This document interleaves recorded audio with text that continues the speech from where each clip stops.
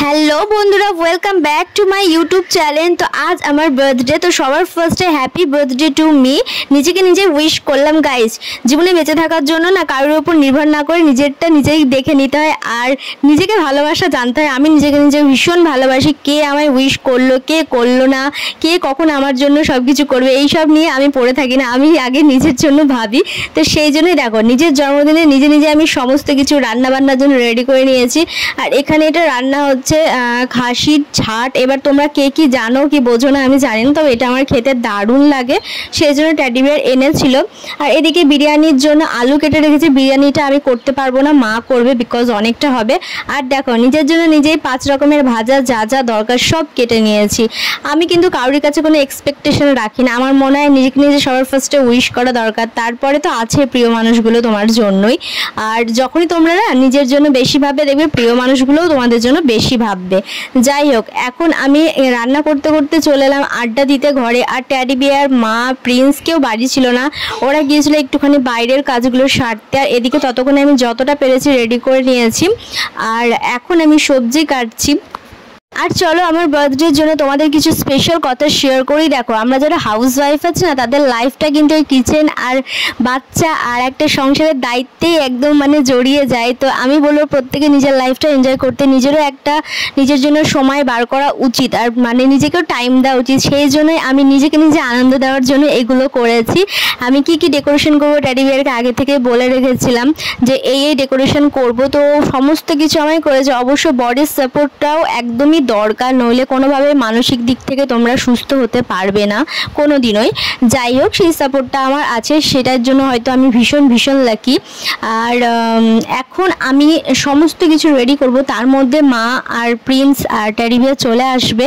আর আজকে রান্নাতে হবে মাংস আর বিরিয়ানি। বিরিয়ানি আমার ভীষণ পছন্দের একটা খাবার, তো সেটাই রান্না হবে। তবে অনেকটা হবে, যেহেতু আমার দিদিরা আসবে, তো আমি পারবো না অতটা বিরিয়ানি রান্না করতে, তাই বিরিয়ানিটা মা রান্না করবে, বাদ বাকি চিকেন সমস্তটাই আমি করব। আর এখন অলমোস্ট হয়ে গেছে, তবে একটা স্ক্যাম হয়ে গিয়েছিল আমার সাথে। সেটা কি জানার জন্য পুরো ভিডিওটা দেখতে হবে তোমাদের, তাহলে তোমরা জানতে পারবে।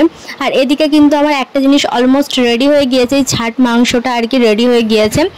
আর এদিকে তোমাদের সাথে না আমি একটা জিনিস শেয়ার করব। অনেকদিন থেকে অনেকেই কমেন্ট করো যে মাংসটা আমি কিভাবে করি, সেটা আজ তোমাদেরকে দেখাবো। যখনই বাড়িতে মাংস আসে সেটা কিন্তু আমিই রান্না করি, কারণ আমার মাংসটা ভীষণ ভালো হয়। আমার নিজের হাতেই নিজে চুমু খেতে ইচ্ছা করে, কারণ আমি চিকেনটা খুব ভালো রান্না করতে পারি, সেই কারণে। আর এখন এবার এটা নিয়ে কন্ট্রোভার্সি শুরু করে দাও তোমরা সবাই, যারা হেটার্স আছো, যে বাবা নিজেকে নিজে এত মহান মনে করে। হ্যাঁ, আমি নিজে মহান, আমি নিজেকে নিজে মহান মনে করি, আমি বেস্ট, আমি সুন্দরী, আমি মনে করি নিজেকে নিজে। তার জন্য তোমরা যে যা ভাবো ভেবে নাও গা, তোমাদের মুখে ছাই পড়ুক। যাই হোক, চলো এবার আসি আসল কাজে।